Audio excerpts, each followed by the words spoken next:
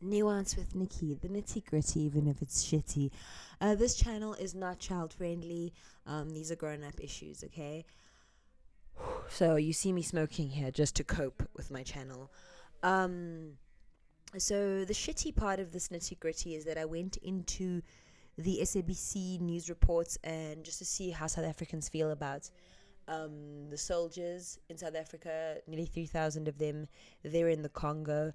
And of course, South Africans are concerned, and I absolutely agree with the concern, but not for the same reason that people agree. Guys, do not let stereotypes about Africa make you turn a blind eye. Okay? Don't let them fool you. The same thing happens to us as South Africans because of that word Africa that we pay a heavy tax for. It doesn't matter what you look like. You pay a heavy tax if that word Africa is somewhere on your passport, hey? So, yeah. Am I crazy about the soldiers being there? Nope. I made a whole video about that. You can go see that on my channel. My issue is very different from what other people's issues are. If you can hear a noise outside, they're braaiing outside, okay? Yeah, I've been making videos all day. So many of my videos, you'll see me wearing the same clothes. My issue with our soldiers from South Africa being there is that I find it hypocritical of South Africa as the head offices of the same multinational companies that are funding the crap in Congo, funding the ZamaZamas there in Congo. They're here in Sanson while Ramaphosa sends our boys there to die. Do you know what I mean? How can we with our left hand be paying for that? With our right hand, this is happening. Ooh, I mustn't talk too much. You know what happens to truth tellers in this country. Ooh, keep me safe. Yeah, not that important, Ramaphosa, though this is a family meeting for me. Guys, my heart is actually breaking because South Africans are apt to do the one thing that we don't want other people doing to us, and that is just pushing us into an African stereotype instead of seeing the human being underneath. Can we do that for a place that's only 2 countries away? Can we please do that? Let's listen to what they have to say. If you believe the myth that the Congolese need to sort out their own problems and that they're not trying, I'd like to question that a bit. Let's look back to 2018. 8 models at a modeling shoot in Roodepoort on a mine dump. 8 models at a shoot. 60 ZamaZamas, that is illegal miners, came to that mine. They tied up the men at the shoot. They took the women and they did the worst. South Africa was wounded. If in that moment any foreigner had dared to say, what's wrong with South Africans? Why don't they sort out their problems? How would we feel? What would our reaction be? Because you know how dramatic our reaction was to that. It was devastating. I remember thinking about it late into the night. The horror of that. Now take that situation that happened in Roodepoort, and I don't mean to weaponize, but take that situation and imagine it is 2 whole provinces of a country. Just imagine that the ZamaZamas came from Zimbabwe, from Mozambique, from Swaziland, from Lesotho, from 9 countries surrounding us, including the sea. Imagine that they were paid by every conceivable country: India, China, Russia, USA, UK, Belgium, France. Every conceivable country who disagrees on everything else, but seems to be complicit in this idea that the Congo is innately rapeable. I'm sorry to put it that ugly.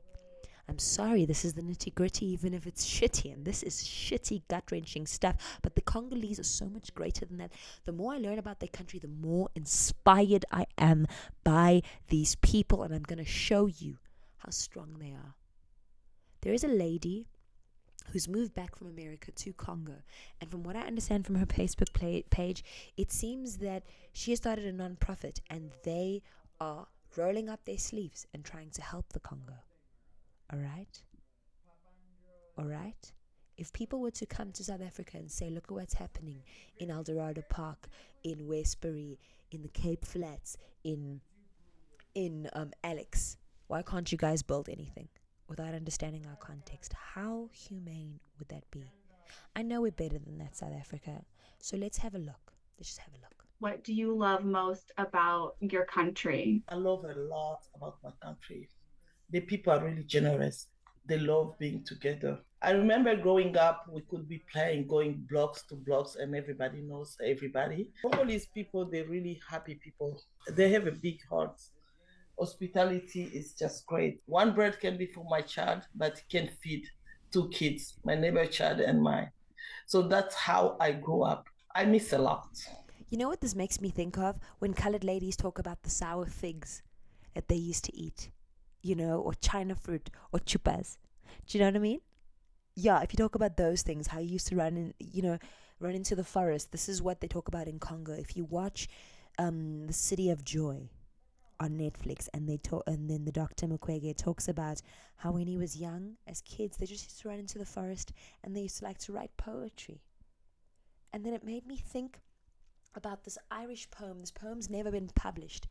And the line goes, the men of art have lost their heart. And Ireland was the first country that England colonized, and for 800 years, they were the scapegoat. They were the guinea pig for what would happen to every other nation at the hands of Britain. Ireland was seen as racially inferior. Ireland, which is paler than England, was seen as not white enough. And, in that poem, the poet talks about how they open your legs and look inside. He's describing rape in the prison, the crimes of Castlereagh. How many poets, scientists, and geniuses have died to the horror that is colonization?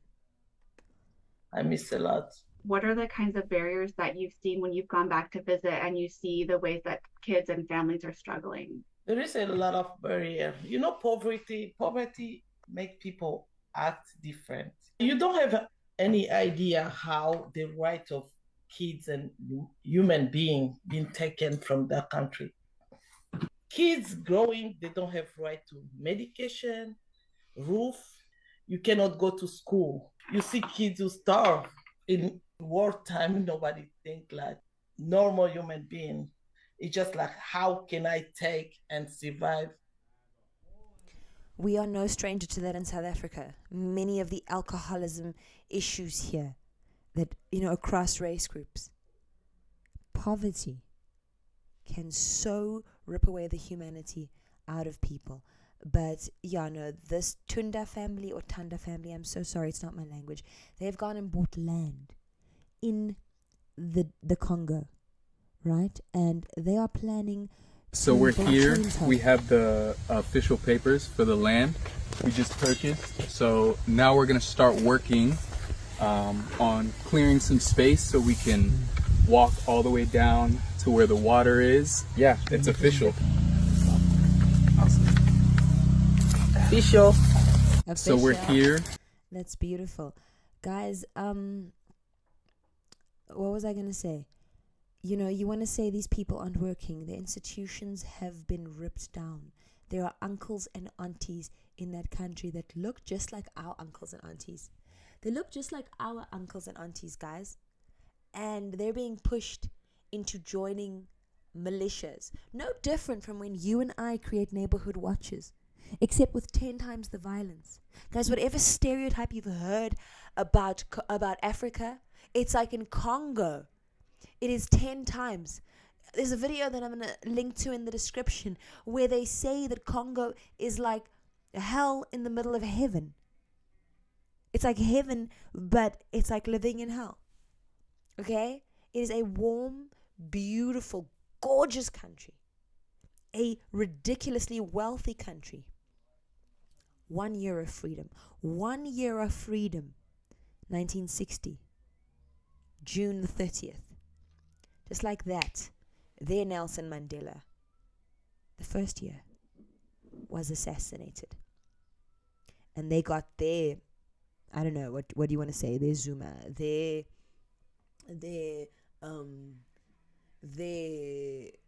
you know what? I'm not even going to put Zuma there. I'm going to say rather their Mugabe.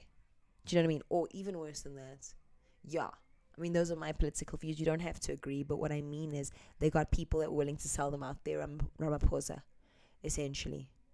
and their dictators, and the money that was coming from the West. That one guy, he earned more than Leopold II, the King of Belgium, earned when he was a colonizer there.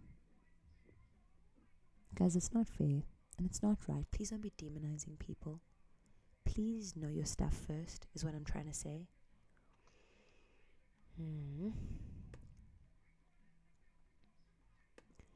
I was hoping to make another video about this. You know what?